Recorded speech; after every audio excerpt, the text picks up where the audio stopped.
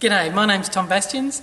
I'm 28 years old and I'm a development assistant with the Adelaide Symphony Orchestra, but I've also got the opportunity to be a clarinet and saxophone player in the Royal Australian Navy Band. I got involved in the music industry because that's all I ever wanted to do. People told me that, no, get a real job, go and study something proper, but I just knew that I wanted to be a musician. And so I took clarinet lessons when I was a kid, piano lessons too, studied music all through high school. And then in high school I went to uni and studied a Bachelor of Music at the Orchestra in Adelaide. While I was at uni, a friend tapped me on the shoulder and said, "Hey, I played in this great band, we get paid to play, why don't you come along and have a look?"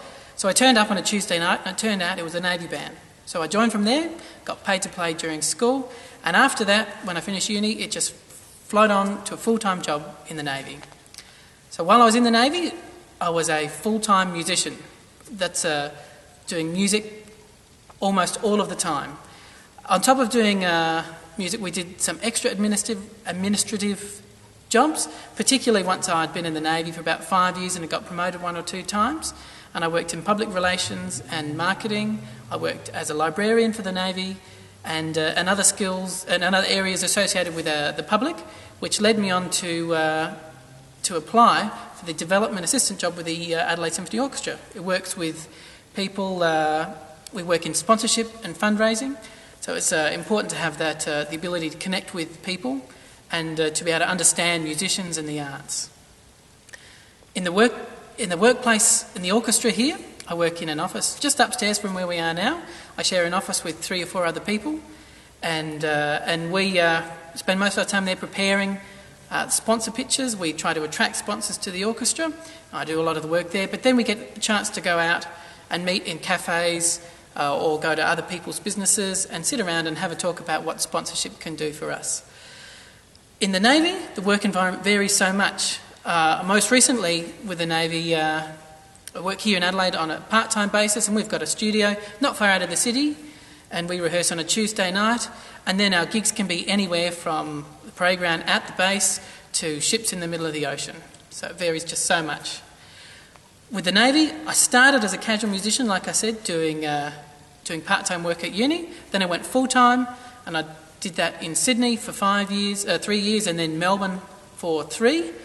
But now I'm back in Adelaide. I work full-time with the orchestra and part-time with the Navy.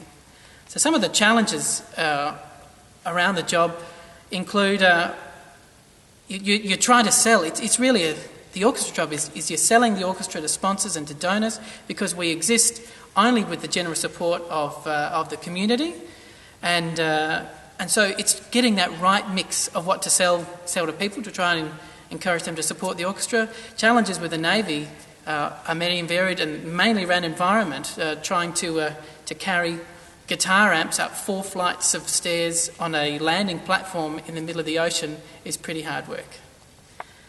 The training required to be a musician in the Royal Australian Navy, you don't actually need any formal qualifications. You just need to be performing at a really elite level, and you're joined by audition. And then training's provided throughout your Navy career if you want to get promoted. So I've been promoted a couple of times, and I've done various promotion courses. The training involved at the orchestra is many and varied as well. I didn't require any specific university skills other than experience in the industry to get this role, but to go on further in this job, I'll study some further marketing, public relations, and other subjects in that area. Some of the personal characteristics you really need to have to succeed in any arts industry really is you just need to be alive. You need to be able to be approachable. You've got to be able to show a love of playing music. You've got to be able to relate well with people, particularly in my current job. I deal with sponsors and donors, as I mentioned before, and we have people who donate a lot of their own hard-earned money to the orchestra, and we've got to be able to show that we're very thankful for that, and speak with them in the proper manner, and show our thanks for them.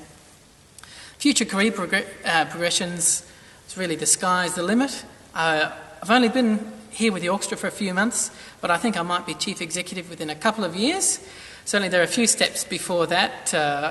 My boss is the director of development. You can work in other development departments for other bodies, not just orchestras, any type of arts body or anything else that survives on sponsorship and fundraising, so patron development, that type of thing. Career plans with the Navy.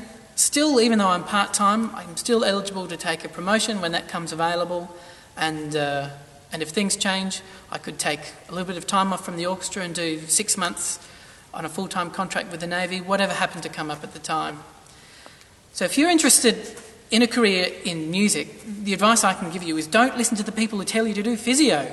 I've got a brother who's a physio and he's great, but if you want to be a musician, there are so many opportunities if you're happy to go and look for them, work hard, and really don't ignore any area of it. So practice really hard, but don't ignore the other side of being a musician as well, and that's about relating with people.